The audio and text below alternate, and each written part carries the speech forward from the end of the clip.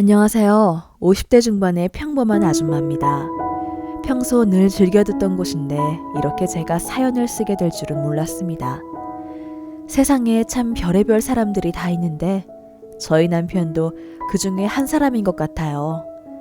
겉으로 보기에는 참 평범한 사람처럼 보이는데 세월이 지날수록 저는 더 이상 참지 못하게 되었고 얼마 전 저는 조론이라는 걸 하게 됐답니다. 남편은 어려운 가정에 장남으로 태어나서 아껴 쓰고 절약하는 것이 몸에 밴 사람입니다. 그리고 부모님이 새벽에 일을 다니셨기 때문에 현관문 단속하는 것도 굉장히 중요하게 생각했고요. 어린 나이부터 밤새도록 동생들과 집에 있다 보니 작은 소리에도 굉장히 민감해져서 현관문 단속하는 것을 엄청 신경 썼다고 하더라고요. 그리고 워낙에 없는 집이라서 아껴 쓰고 절약하는 것도 몸에 밴 사람이고요. 그냥 이렇게 얘기만 들으면 참 짠하죠. 저도 그런 마음에 결혼하게 되었답니다. 누구보다 성실하고 절약하고 돈 1,000원도 허투루 쓰는 법이 없는 사람이기 때문에 저보다 돈 관리를 철저하게 했답니다. 저도 일정 생활비만 받고 모든 돈 관리는 남편이 직접 했고요.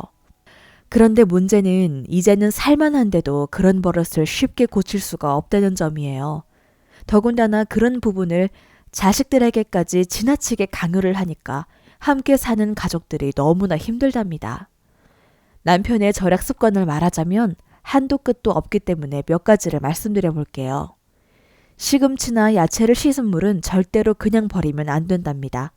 그 물은 큰 고무다라이에 받아놓고 걸레 빨고 설거지하고 그런 데 사용하죠. 그리고 매일 그 물의 양을 체크하고 왜 제대로 모아두지 않았냐고 잔소리를 해요. 또 화장실 변기에 물 내리는 것은 소변은 최소한 5번 이상까지 모았다가 한 번에 물을 내린답니다. 아이들은 어렸을 때부터 그렇게 교육받았는데 어린 시절에는 괜찮았지만 조금 자라면서 자식들과 의견 충돌이 일어난 적도 많아요. 3남매를 낳아서 기르는데 옷을 거의 다 얻어 입혀서 옷이 해질 때까지 입힌답니다. 더군다나 둘째는 딸인데 남자 옷들을 얻어와서 그 옷을 입히고 제가 혹시 몰래 치마라도 하나 사오면 그 즉시 호통을 치고 다시 그곳에 가서 환불을 해오죠.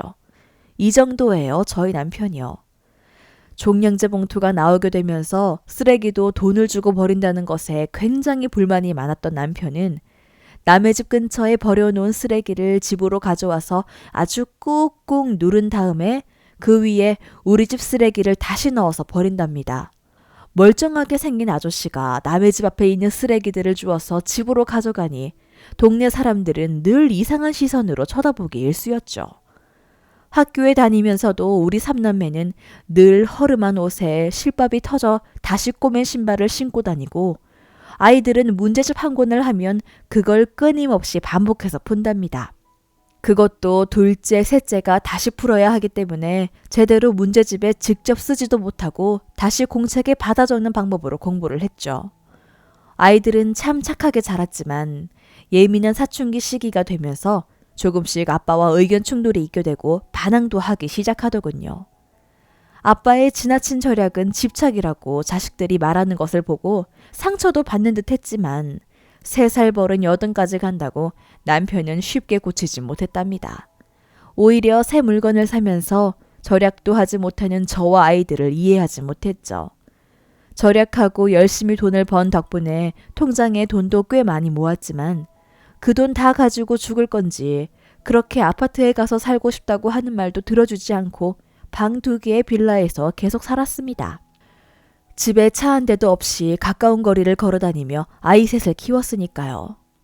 남편이 딱 정해놓은 스케줄대로만 물건을 사야 하기 때문에 버스를 탈 만한 돈의 여유도 없었습니다. 늘 정해놓은 돈 안에서 정확한 명목을 가지고 지출을 하게 했으니까요. 그리고 문단속은 어찌나 철저한지 잠그고 또 잠그고 확인하는 것을 거의 집착 수준으로 한답니다. 하루는 급하게 아이를 데리고 함께 병원에 가는데 문을 잘 잠궜는지 확인해야 한다며 병원에 가다가 다시 집에 되돌아와서 문을 잠궜는지 확인하는 행동을 2번이나 반복했답니다. 지금 생각해보면 어찌 그런 행동들을 다 참고 살았는지 모르겠어요. 참 제가 바보같이 살았었나 봐요. 우리는 그저 남편이 모든 돈 관리를 하고 그로 인해 생활을 하다 보니까 남편 말이 곧 법인 줄 알고 그대로 살아왔답니다. 하지만 아이들이 자라게 되면서 세상을 보는 눈이 넓어지며 아빠와의 갈등이 많이 생기게 되었죠. 하루는 아빠가 남의 집 앞에서 쓰레기를 주워오는 걸 보는 큰아들이 말했어요. 아빠, 이제 그만 좀 하세요. 우리가 무슨 그지예요? 왜 남의 집 쓰레기를 가져오세요? 이놈의 자식이 정신 못 차리네?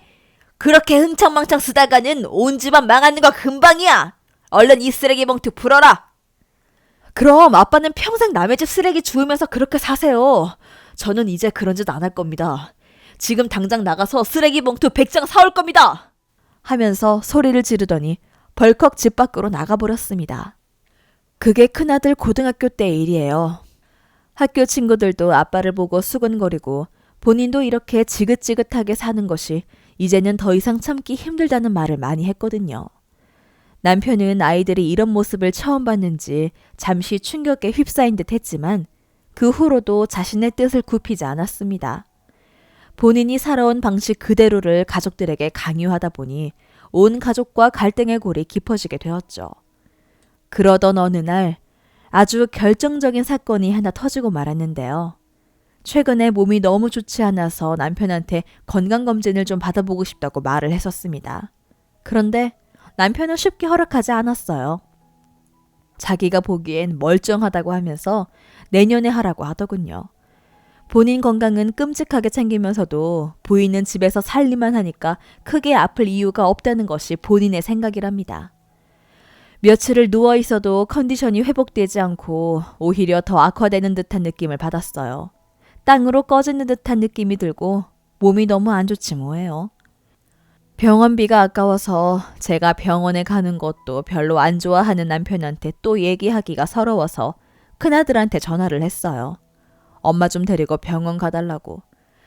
너무 놀란 큰아들이 와서 저를 데리고 병원에 갔습니다. 이것저것 검사를 하게 되었고 갑상선 기능 저하증이라는 판명을 받게 되었답니다. 유난히 피곤하고 컨디션이 계속 안 좋았던 이유가 바로 이것 때문이었나 봐요. 그 순간 내 인생에 대한 허무함을 느끼게 되었죠. 내 인생 이대로 끝날 것만 같았어요. 여자라면 누구나 화장품도 관심 많고 예쁘게 머리도 하고 반짝반짝 주얼리도 끼워보고 싶은데 그런 마음들 다 눌러가며 이렇게 거지처럼 살아온 내 삶이 참 불행하다고 생각이 들더군요. 며칠 병원에 있으면서 치료를 받아야 한다는 의사 선생님 말씀에 병원에 입원을 했더니 남편이 찾아오더라고요. 자세한 병명은 묻지도 않고 여기 병원비가 얼마냐고 하면서 하루 자는데 병원비가 비싸니까 집에 갔다가 내일 다시 오면 안 되냐는 둥 어디가 어떻게 아프냐는 말보다 그 걱정이 먼저인 남편을 보면서 저는 소리쳤습니다. 이 인간아, 마누라가 아파서 누워있으면 어디가 어떻게 아프냐가 먼저 아니냐? 어떻게 이 와중에 병원비 걱정을 하고 있어? 내가 도대체 당신한테 뭐야? 서러움이 폭발해서 난생 처음으로 남편한테 소리 질렀습니다. 한 번 지르니까 오히려 마음이 너무나 편안해지더군요. 황당해서 아무 말 못하고 멍하게 저만 쳐다보고 있던 남편을 향해서 또다시 말을 했습니다. 더 이상 거짓골로 사는 것도 지겹다. 나는 이제부터 내 몸만 생각하고 먹고 싶은 거 먹으면서 그렇게 살 거야. 위자료나 준비해! 울면서 소리치고 났더니 오히려 마음이 편안해지고 10년 묵은 체증이 사라지더라고요. 이 여자가 지금 무슨 말을 하는 거야? 얼른 빨리 나을 생각이나 해. 쓸데없는 생각 말고. 눈물을 흘리며 정신없이 쏟아내는 저의 울분을 보니까 남편도 한 발짝 물러섰네요. 이렇게 아팠는데 병원비 아끼느라 병원에도 못 가게 한 남편이 너무 미웠어요. 자기는 돈을 꼭 벌어야 가정이 돌아가기 때문에 철저하게 자기 관리하면서 부인은 이렇게 방치해놓고 병원도 마음대로 못 가게 하면서 모든 생활의 지출을 본인의 계획대로만 하려고 하는 게 꼴도 보기 싫었습니다. 이러다 병원도 못 가고 집에서 시름시름 앓다가 나중에 힘도 없어서 걸어다닐지도 못하게 되면 어떻게 될까 마음속으로 그런 생각을 많이 했어요. 짠돌이도 이런 짠돌이가 세상에 어디 있겠어요. 절약 정신 좋죠. 그렇다고 누가 흥청망청 계획도 없이 살자는 거 아니잖아요. 열심히 돈 벌고 아껴 쓰면서도 기본적인 생활은 해야 한다고 저는 생각하거든요. 셋째 임신할 때 그렇게 먹고 싶었던 간장게장도 못 먹었던 그때가 생각이 나서 왜 이렇게 서러운지요. 큰아들이 많이 화가 나서 아빠한테 막 대들려고 하는 것을 제가 겨우 말렸습니다. 미워도 제가 미운 거지 아이들한테는 그래도 아빠인데 그렇게까지 사이를 나쁘게 하고 싶진 않았거든요. 어찌됐건 아빠가 있어서 그 돈으로 학교도 다니고 잘 자라온 건 사실이니까요. 큰아들이랑 이 얘기 저 얘기를 하며 아빠 미워하지 말라는 얘기를 하고 있는데 막내딸한테 문자가 왔네요. 아빠가 또 집에 들어오는 길에 쓰레기를 주워왔다고요. 아휴, 그놈의 버릇. 역시 버릇은 못 고치나 봐요.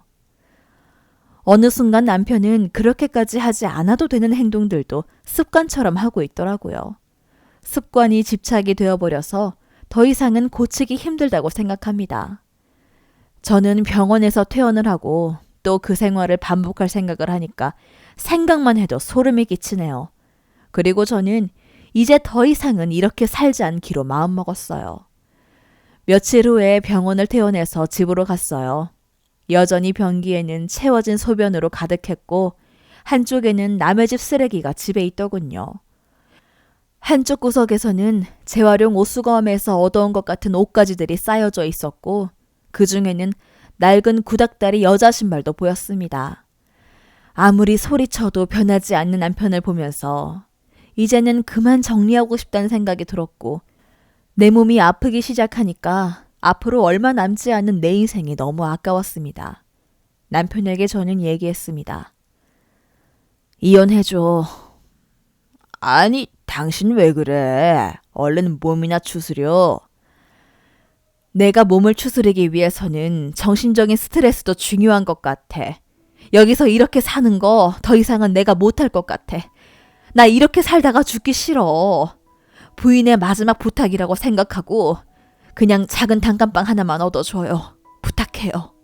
저는 더 이상 소리도 지르지 않고 모든 것을 포기한 채로 얘기했습니다. 이 남자와의 결혼 생활을 졸업하고 싶었거든요. 아이들도 어느 정도 다 컸기 때문에 알아서 자기 몫은 다 할 거라고 생각하고 또 엄마 아빠 집 왔다 갔다 하면서 생활하면 되니까요. 아픈 부인의 마지막 소원이라고 하니까 짠돌이 남편이 웬일로 방을 얻어주더라고요.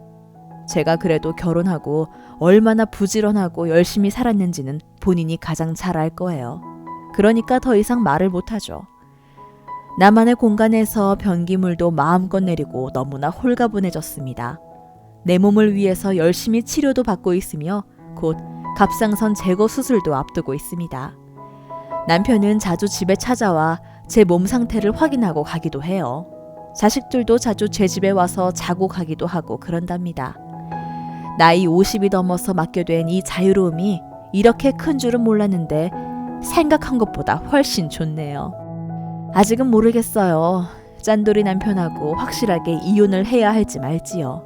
그냥 지금은 저만의 이 생활에 만족하며 살 거예요. 제 얘기 끝까지 들어주셔서 감사합니다. 이렇게라도 좀 털어놓으니 속이 시원하네요. 건강 얼른 되찾고 남은 여생 행복하게 살고 싶습니다.